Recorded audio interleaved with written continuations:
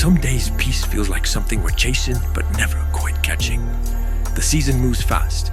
Decorations, plans, traditions, expectations, all layered on top of the noise we already carry.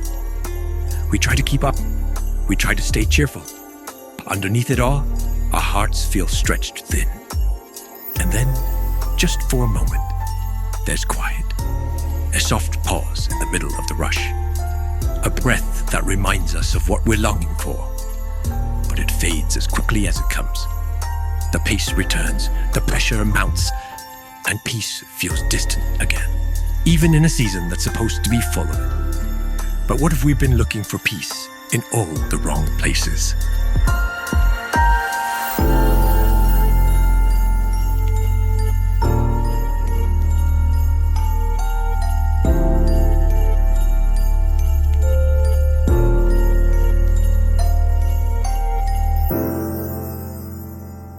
If you are here in the room with us this morning, that means that you officially survived Thanksgiving. So go ahead and give yourself a round of applause. You did it. You made it. Another holiday down. And if you're watching online, you also made it past Thanksgiving, and that is worth celebrating.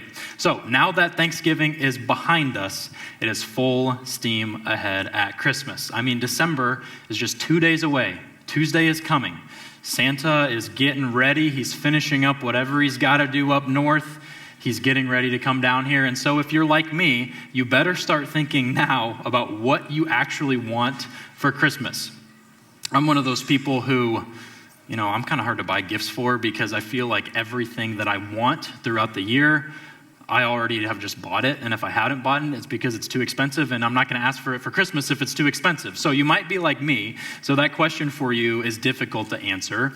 But you also might be like me when it's way more challenging for you to answer that question now that you are an adult as compared to when you were a child. Whenever your parents ask you that question, what did you want for Christmas when you were younger? I mean, you had it easy.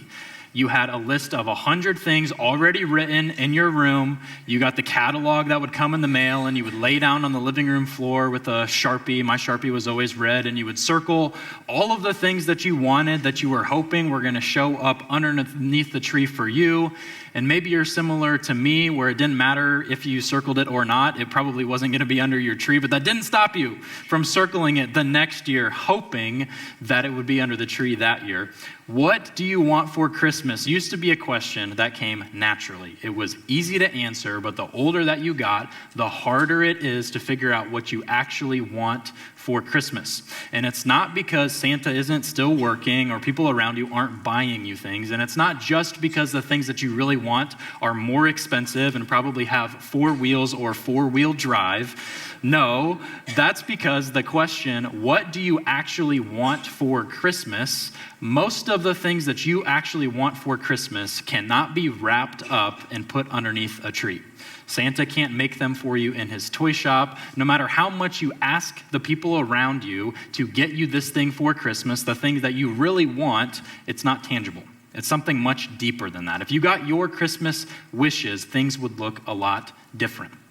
Maybe for you, when I ask you the question, what do you want for Christmas this year? Your response would be, I just want my family to all be together. I know that's not possible. I know that's not going to happen. One of us has to work. I have relatives out of town. Things just aren't the way that they used to be. What I want for Christmas is for my family to be together. Or maybe when you're thinking about this question, you're thinking about the fact that what you really want for Christmas is for your kids to have the Christmas that they want, but you just have no idea how in today's economy with these prices, you're supposed to make that happen. What you really want is for your kids to have an amazing Christmas, but you're just kind of stuck. Maybe for you, what you want for Christmas is just the drama at work to stop, the drama in your own home with your kids or your parents or your significant other to just stop.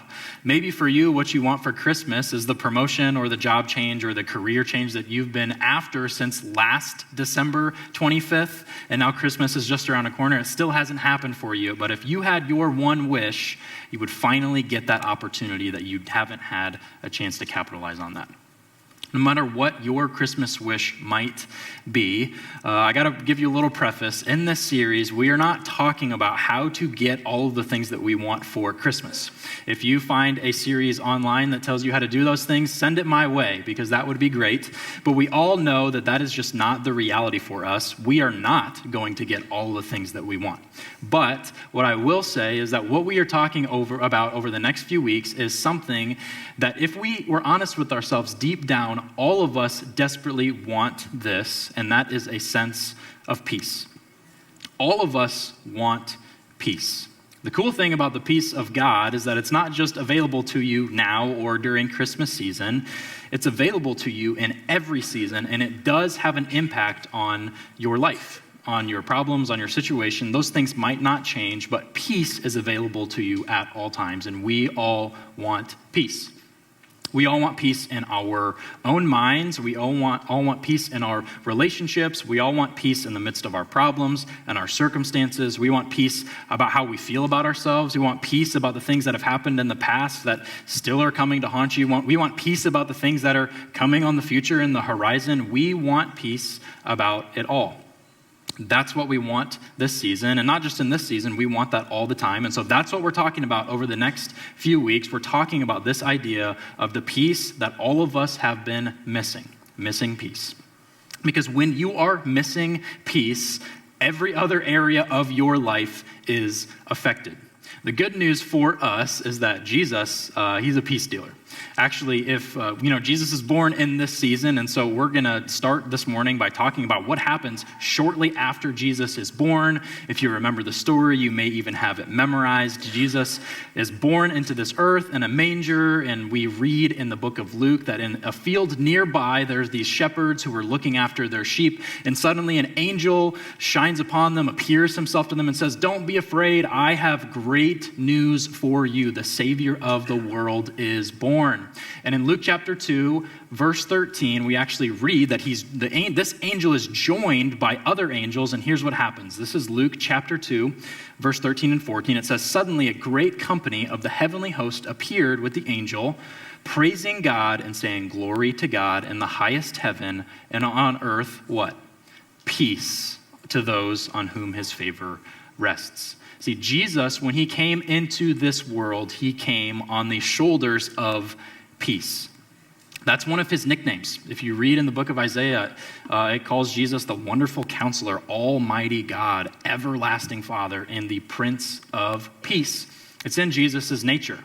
And if you know anything about the stories of Jesus walking on this earth, what's interesting about Jesus is not only is he the Prince of Peace, but when he would have encounters with people who were struggling, who were hurt, with honestly anybody, one of the most common things that he would say as soon as he met someone is he would say, "Peace be with you." Jesus came into this earth bringing peace. When he encountered people that he was walking around and talking to, he would say, "Peace be with you." And for a lot of those people, they experienced miracles and change and hope and peace. And as Jesus would send them, he would say, "Go in peace. Go in peace." That is Jesus' nature. That's what he's all about. He is a peace dealer. Paul understood this as well. Paul's a guy who wrote about 2/3 of the books in our New Testament. And one of Paul's phrases that he uses in almost every single book that he wrote is he says, "Grace and peace to you." He's writing to the churches, all of them. Some of them are doing good, some of them are doing bad, some of them are struggling, dealing with sin. No matter what they could be dealing with, Paul always says, "Grace and peace to you." Paul could have said anything. He could have said grace and success, grace and popularity, grace and comfort, grace and ease of life or status. But what he chose to say was grace and peace to you. Because Paul and Jesus both understood that what we are really looking for, what we really need, especially in this season, is we need his grace and we need his peace more than we need anything else. But the reality for most of us is that we want this peace that Jesus offers, but we have the exact opposite. We want his peace, but instead we have anxiety. We want his peace, but instead we have stress. We want his peace, but instead we have tension in our relationships, disagreements, bitterness, rage. We have fear about the past and fear about the future. We have doubts and hang-ups. We want his peace, and yet all of us doubt if his peace is really possible because of our experiences and because of where we are in life. My hope for you today is that by the end of whatever we are going to talk about, that you see that the peace of God is something that isn't this far off, ideal subject that we're talking about, but that you would actually see the peace of God as something that is available to you. Not just now, but in every season of your life. So, to get started, we are going to jump into Isaiah chapter 26, and I'm going to fill you up to speed on a couple things of context that help us understand what's going on in these verses. Isaiah was a prophet who spoke to God's people at a very unstable time in their history. There was a lot of fear, there was a lot of uncertainty, there was a lot of panic, and there was actually pressure from the world outside of them and all around them. The chapters that we're reading, one of them is, the chapter we're going to be in is 26, but if you look at the couple chapters before and after, all of them are actually describing about how one day God is going to destroy evil, he's going to restore his people, and he is going to bring lasting peace. And this chapter is right in the middle of this song, and it's actually a song that they would sing in this future moment, a song about trusting God in the middle of their chaos. And in the heart of that song, Isaiah makes an incredible promise to the people. So we're going to read this. We're going to start in Isaiah chapter 26. We're going to be reading in verse 1. Here's what it says. It says, "We have a strong city. God makes salvation its walls and ramparts. Open the gates that the righteous nation may enter, the nation that keeps faith." And then this is verse 3. "You will keep in perfect peace those whose minds are steadfast." So I'll read that one more time. That's what we're going to be focusing in on today. "You will keep in perfect peace those whose minds are steadfast because they trust in you. Trust in the Lord forever, for the Lord himself, is the rock eternal." So we're going to be talking about what Isaiah calls perfect peace. Perfect peace. Because at times, often in my life, I will say that sometimes I do feel the peace of God. I do. But the problem with my peace that I feel from God sometimes is that it is an imperfect peace. It's not perfect peace, it's imperfect peace.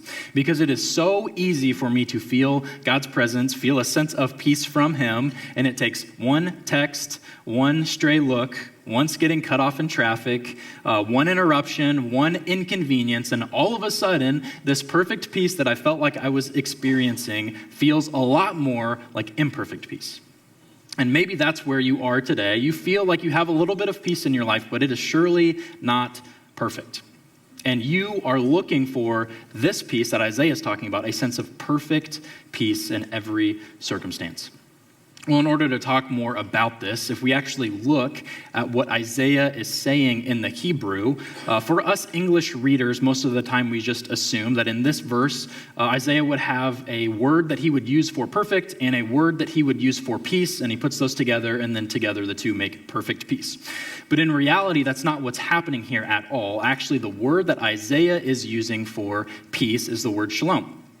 He's using the word shalom, and he actually says the word shalom twice. So when he says perfect peace, what he's actually saying is shalom, shalom, perfect peace.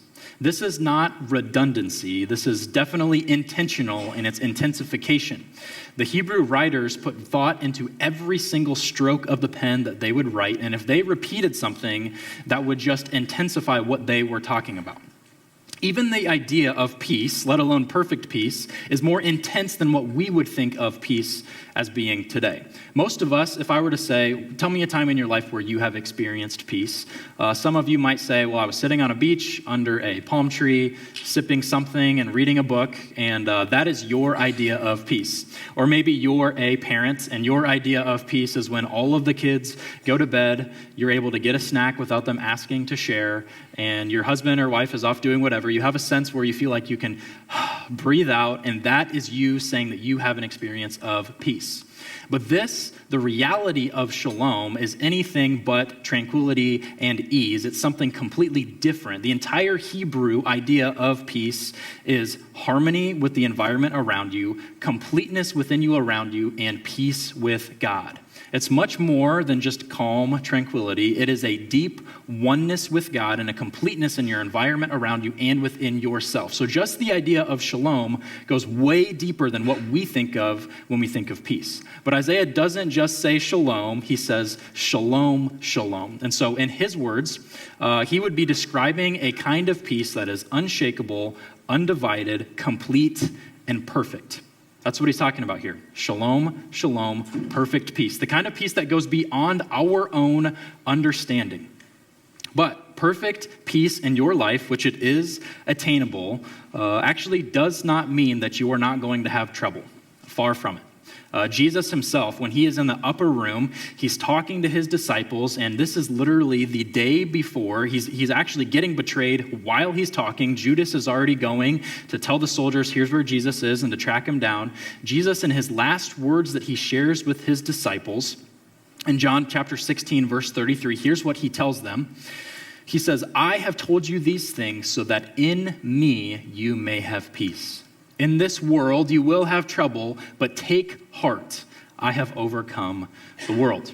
You got to understand that when Jesus is saying these words, his world around him, all of his circumstances, everything in his life is crumbling. The people that have been following him for years are about to betray him. One of them betrays him to death. The other says that he never knew him. He doesn't want anything to do with him 3 times before the sun comes up. That's just his relationships. Think about other areas of his life. He's about to get thrown into a trial, be convicted of a crime he didn't commit, be beaten and bruised and whipped and publicly shamed and executed. That is what Jesus knows is going to happen to him in just a few short hours. But yet he's telling his disciples these things so that they can have peace. Well, what does that show us? Well, it shows us that if Jesus can have a sense of perfect peace, and he wants that for his disciples in the midst of his pain and his circumstance, it means that perfect peace doesn't mean that bad things aren't going to happen. Horrible things happen to Jesus. That's not what it means. It doesn't mean you're not going to have hangups and issues and bad diagnoses and layoffs or whatever you might be facing. That has nothing to do with perfect peace at all. Instead, perfect peace is not found in the absence of your problems. That's just not the case. Peace is found in the presence of God. I'll say that one more time. Peace is not found in the absence of your problems. Peace is only found in the presence of God. And you might be thinking to yourself, well, I would love to believe in this idea of perfect peace that is available to me, but you have no idea the home that I live in. You have no idea the person that I married. You have no idea that our relationship is on the rocks. It's going to be a miracle if we even make it to Christmas. You have no idea. I can't even keep the lights on in my house, let alone provide for my kids this time of year and make them feel magical. And all of their friends are coming home talking about all of the things that are happening. But when they come home to my house, they're lucky if they have a full meal and the lights to be on. I don't know what you are dealing with, but I would beg to say that most of us here probably want to believe in this idea of perfect peace, but we just don't believe that it's available to us because of our circumstances. So we have to start somewhere. We have to start somewhere, and I have to tell you that this is not easy to attain, but I'll tell you exactly where it does start, and it does not start with anything out there or anything happening around you. It starts right here. Actually, the path to perfect peace starts in your mind. It starts in your mind. And let me tell you exactly what I mean by this. If we actually look at Isaiah chapter 26, verse 3, and we look at what Isaiah is saying, here's what he says. He says, you will keep in perfect peace those whose minds are steadfast because they trust in you. Those whose minds are steadfast because they trust in you. Actually, if you look at this word steadfast that we translate into English, the Hebrew word is actually the word shamak. Shamak. And it's a steadfastness, but more than that, shamak is literally to lean completely and to fully rest oneself. That's the picture that Isaiah gives us of what we should be doing with our minds when it comes to our Father, which seems a little bit foreign and kind of hard to understand, but hopefully we can unpack that for you a little bit more. But as I was reading this verse and doing a little bit of word study, a story came to mind about something that happened just a few weeks ago, and so bear with me here as I walk you through what happened. Just a couple weeks ago, I was at our high school retreat. We went to Camp Allendale, which is awesome, and they have a ton of different things for the students to do. It was a really good time. But in the midst of that, the weather was like perfect. It was like the perfect November weekend. Could not have asked for better weather. And so we got a chance to do the zip line. We had 2 hours to, go on the zip line, do your thing and whatever. And so all of our volunteers were letting the students go first, obviously, because we're there for them. But after about an hour and a half had gone by, the counselor at the bottom of the tower had looked around, and it was just myself and 2 or 3 of the other guy volunteers, and was like, well, it looks like all the students had already gotten an opportunity to go down this zip line. It is now your chance. If you would like to, you can get a harness on and go down the zip line, and then we'll wrap things up. And so my response out loud was, I think that would be cool. Do you guys want to do that too? I think that we could enjoy doing that. But inside I was like, yes. I was hoping that she was going to ask, but I just felt like I had to be a little bit nonchalant as to not be, that kind of guy in front of these other people. And so we got our harnesses on, and the other guys that were with me that were going down as well. We were all a little bit nervous, but we were, putting on our big men faces. And so we got our harnesses on. We climbed up the 957 steps to the top. It was probably less than 100, but it felt like 957. And I got to tell you that when you're on the ground level and you're looking up at this zipline tower, it looks pretty tall. It looks even taller when you're at the top of the zipline tower and you're looking down. And it had been so long since I had done some of this. Years back, I had gone ziplining in different areas. But it had been so long, it was like I almost kind of forgot what it felt like. I forgot what it felt like to look over the edge. And honestly, I was not feeling a sense of peace in that moment at all. And so it was finally time. We got to the top, and the volunteer at the top hooked our carabiners onto our cable, and one of the guys to my left was visibly concerned about what was going to happen to him, and one of the guys on my right was feeling completely fine. I was somewhere in the middle, and what I realized when I got there and I was looking off the edge was that I was standing straight up. All my weight was on my own legs, not in the harness at all, and I knew that I probably was not going to do this if I just jumped off right off the bat. It just wasn't going to happen. I didn't have that kind of courage in my life at that time, and so what I decided to do was to lean down into the harness. If any of you guys have ever gone ziplining before, you know that once you transfer your weight from your own legs, your own abilities into that harness, you feel like you're at ease. You're like, okay, this thing's going to hold me. I have literally nothing to worry about. All it took was me transferring my weight from my own feet into this harness. And so whenever the lady said 3, 2, 1, go, I jumped off the edge, except most of my weight was in the harness, so it was more like a waddle. I kind of waddled off the edge, and I felt completely fine. All it took was for me to take my weight off of my own feet and to lean fully into the harness. That's exactly what this verse in Isaiah is telling us to do with our Father. A lot of us are putting way too much weight on our own feet. A lot of us are putting way too much thought into our own problems, our own issues, our own anxieties, and not on our Father. But Isaiah tells us to lean your mind against him. That's what the word tells us. And so my question for you is, what is your mind fixed on? What are you leaning your weight on right now? To be honest with you, every single one of us are fixed on something. Every single one of us has something that is carrying our weight. Whether you realize it or not, that is the reality for every single one of us in this room today. So what are you leaning on? More specifically, what is your mind fixed on? Think about the last few moments that you had to just let your mind wander. I don't know if it's waiting in line for a drink there or on your drive in, or where does your mind go when it's given a chance to think about whatever you want? There's probably a pretty good reality that whatever your mind goes to in that moment, that's what your thoughts are fixed on. And Isaiah tells us that our minds should be leaning on, all of the weight of our mind and our circumstances should be on our Father and is in those who trust in him. That's the idea that Isaiah is talking about in this chapter. So where does your mind go? Does it go on your financial circumstances? Does it go on the issues that are going wrong in your life right now? Does it go on your struggles? Does it go on your future? Where is your mind fixed on right now? Well, the cool thing about the word is that it gives us many practical things to do with everything that it talks about.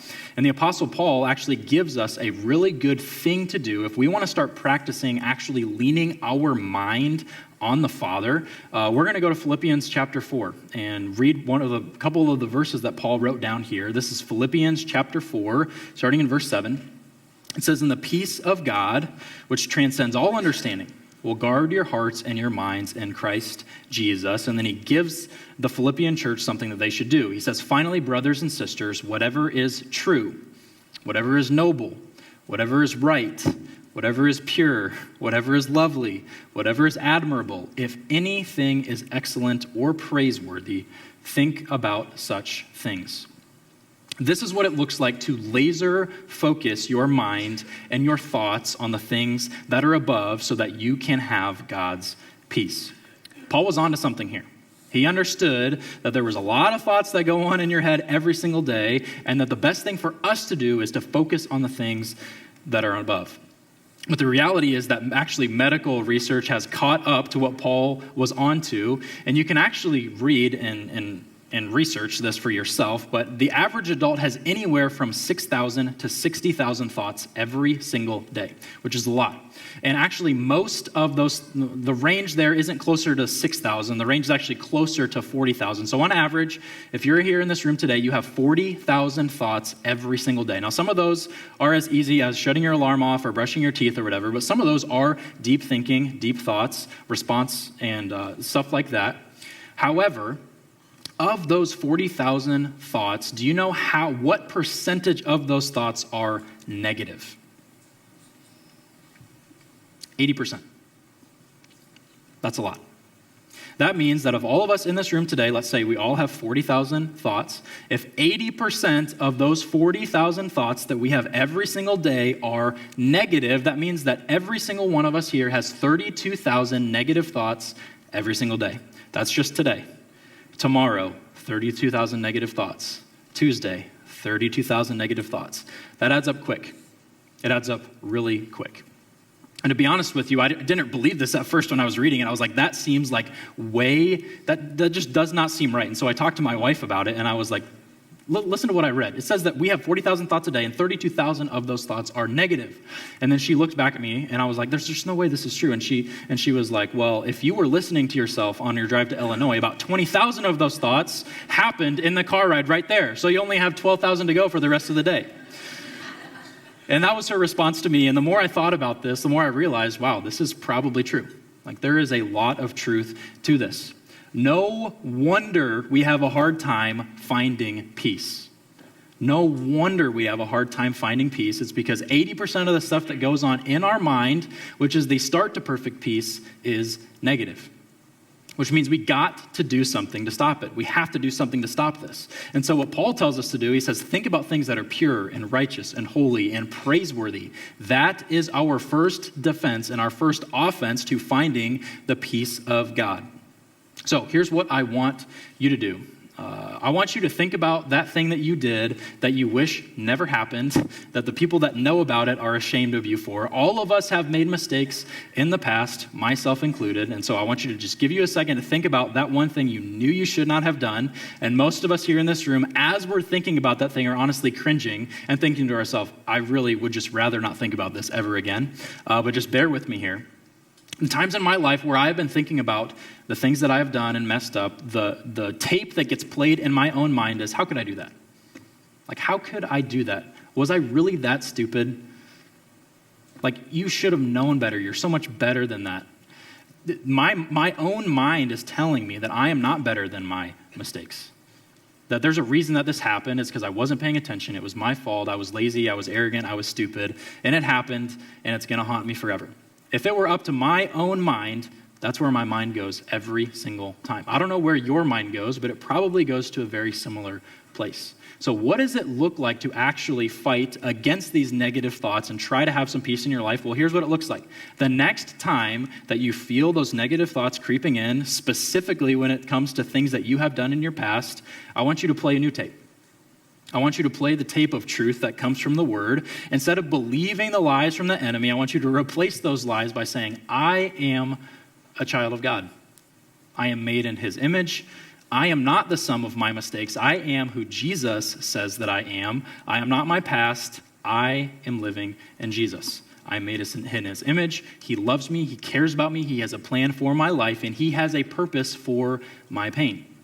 Those are the things that should be playing in my mind. And if I could just replace 5% of the negative thoughts that I have in here with those thoughts, I got to tell you, my life would be transformed. I would have a completely different idea of this perfect peace of God, and that's because it all starts in our minds. To be completely honest with you, it's been a pretty long year. It has been.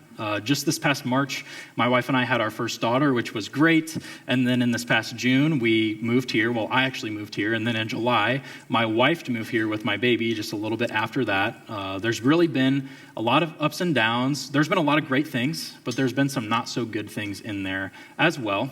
There's definitely some hurt and some pain. Just this past week, we celebrated my dad's 58th birthday. Well, he would have been 58 this year. But in 2019, my dad passed away suddenly from a heart attack, and man, that was the hardest thing I ever had to deal with. And the truth for me, though, is that I have been dealing with this for 6 years. Like, I've had this grief in my life for 6 years. But for my daughter, this is year one, you know? And so I just remember this past week on my dad's birthday, sitting down with my daughter and talking to her about the man that he was and how proud he would be of her. And, you know, she's only 8 months old, so she doesn't fully understand or comprehend what's going on. We said some jokes about him, which if he was here, well, he wasn't here to defend himself, but he would have been happy and probably laughed along and joked back. And so we got to tell my daughter about her grandpa, that she'll hear stories about her whole life, but she'll never meet, which really hurts. The cool thing about the peace of God is that the same peace of God that was available to me when we welcomed our daughter into the world and were singing His praises, that's the same peace that's available to me even in the midst of my grief. That is a perfect peace that's not dependent on my circumstance or my problems, but it's only found in the presence of God. It's only found in the presence of God. We'll read that last verse that we're talking about from Isaiah real quick. This is Isaiah chapter 26, verse 4. It says, "Trust in the Lord forever, for the Lord Himself is the rock eternal." And that's the truth. He is our rock eternal. We can trust Him. He gives us peace. Of all the things in the world that you could be leaning on right now, my challenge for you is to lean on Him. Let Him hold your weight. He is the rock eternal. He's not going to fail. He's not going to fall. He's not going to budge. He's not going to move. He can hold it. He is our rock eternal. So, what are you leaning on that can't hold your weight? What are you leaning your mind on? Where are your thoughts fixed every single day? If you're here today and you don't have a relationship with our Father, you can answer this question too. I am sure there has been many things that you have leaned on that have not held your weight. What are you leaning on right now? I can promise you that whatever you're leaning on, if it's anything but the Father, it's going to fail. So what are you waiting for? Why don't you try leaning on Him today? That's my challenge for you. And for all of us here who have been followers of Jesus for a long time, are you leaning your mind on Him? Are you fixing your thoughts on the things that are pure and praiseworthy and holy and righteous and are from heaven? Or like me, have you gotten stuck in the cycle of negativity and wondered why you haven't had a sense of peace? Choose this week to start thinking about your thinking and replace your negative thoughts with His truth, because there's power in that. The truth is that the path to perfect peace starts here. It's not in our circumstance or our problems or our issues. It starts here. And it starts by leaning on Him every single day. So are you going to experience this peace that Paul tells us that guards our hearts and our minds in Christ Jesus? Or are you going to still try to carry your own weight or on your own 2 feet? The stakes are too high. My encouragement for you is to lean into Him, not only in this season, but in every season for the rest of your life. And that perfect peace will guard your heart. Would you pray with me? Father, thank you for your peace. It's perfect. It's without a blemish. It's without fault. And it's available to us right now. God, I pray specifically for the people who are here who don't believe that that is true for themselves. That is a lie. God, would you allow those people to start to lean their mind on you, replacing their negative thoughts with truth, that they are loved, they're chosen, they're better than their past. You have a purpose and a plan for their life, and you have good things in store for them. God, I just pray that we will become laser focused on focusing on what is pure and righteous and holy and from you, so that in this season and in every season, we can have your sense of shalom, shalom, perfect peace. It's all those things I want to pray in your holy name. Amen.